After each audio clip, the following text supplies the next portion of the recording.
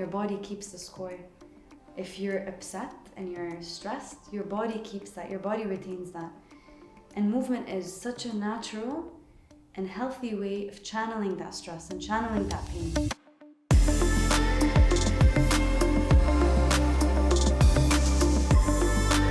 Oh, told you! Oh!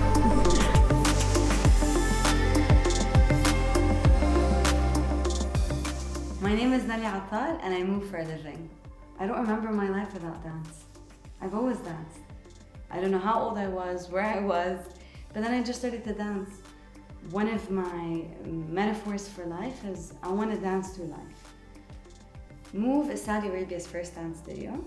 We started in April 2017 and we're situated in the heart of Riyadh. We aim to get people active, to get people moving. And we ended up morphing into offering dance classes, hiking trips, adventure trips. My father, Allah yarhamu, used to take me hiking when I was a kid. We used to go hiking in Riyadh and he used to take me to the desert, teach me about nature and animals. And I think that was where that love for nature was instilled in me. And when I was 17, my dad took me on my first climb, which was Mount Kenya. We didn't summit, but those 2 days of being disconnected, really challenging ourselves, also being close to near-death experiences, because my dad got hypothermia, all that together changed something in me. And I remember thinking that my first job, I'm going to take that income and go and hike. A couple of months or a couple of years into me working, I ended up doing Kilimanjaro, which was in 2015, July 2015. And from then, it just carried on. Recently we did Denali, and with everything that I've gone through emotionally, personally, losing my father, having COVID myself, I didn't know if I was able to do Denali or if I was going to be ready in time. It's not just a physical climb, it's much more than that for me. And my dad knew of the climb and he was very excited about the climb. We didn't get to the summit because the weather didn't want us. I think the mountain kept trying to push us away.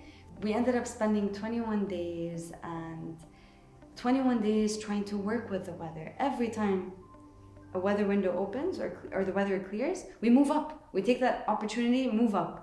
But then we get hit with another storm. We luckily made it all the way to the highest camp. And when we were there, we woke up in the morning, prepared, got dressed. We were super excited. The weather was great on the highest camp. We're like, guys, we made it. You know, we fought through all these storms. We made it. We get out of that tent and our guides are like, doesn't look good. Because look at that mushroom cloud. There's a massive mushroom cloud on the summit itself. And where we were at was only 900 meters away from the summit. We waited a bit, yes, no, and then we just decided to descend. When you're in doubt on a mountain, always descend. Safety first. I'm so happy I did this, and honestly, I wouldn't change a thing about the trip. If we had gone on the trip and we had a smooth climb, that would have been great, but what would the takeaway have been? It would have been like any other climb, maybe a little different. But the storms that we faced, the challenges we went through, we even lost the guide along the way because he pulled his back and so he had to be evacuated. We ran out of food, we ran out of supplies. All these things just taught me so much about minimalism. You can survive with all these things. It taught me about teamwork, the essence of teamwork, and being self-sufficient in these conditions. Also, this is something that always draws me to the mountain. When you feel like you've had enough and you can't go on and you've hit the wall, you still have 80% within you. You just have to dig deeper and dig deeper. And that's what helps you expand as a person.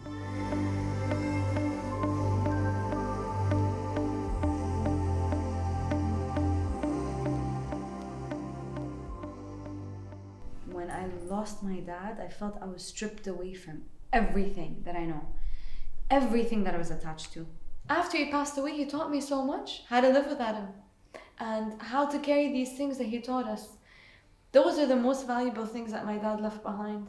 These things that he taught us, values, ethics, passion. He always taught me to pursue my passion. He always taught me to do what felt right for me, to be me. And I thank my dad for everything I've achieved in my life and where I am today. There is no right way to deal with grief. And every person is different in dealing with grief. And when you go through grief, I felt like, I don't know how to describe it, but it's one of those things that all your life you feel like everything has led up to prepare you for this moment, yet nothing prepares you for this moment at the same time. And all you could do is just do your best every day. So for me, on the same day, I danced. When my dad was in the hospital, I danced for him. When I spoke to my dad in the hospital, I was dancing for him. That was my way of dealing with grief. And that's what connected me to my dad. But what helped me with grief is to try things, and whatever felt good, to do more of that. A lot of people in my circle wanted to help me, wanted to spend time with me. I tell them, no, this doesn't feel right. I'm not ready yet. I can't do this. But then dancing felt okay. And so I'll do more of dancing. For other people, they may not see it as okay, but it doesn't matter because it's my grief. I'm going through this grief. And I needed to take care of myself. It's like the first time you run a 5K. Feels intimidating. It feels like you can't do it. You're scared. You give yourself every excuse not to do it. Then you do the 5K and it feels okay. It feels great. So then you set a bigger goal next time. And that's how grief felt like. And so even through grief, be you. Even through grief, be authentically you. Because what works for someone else may not work for you.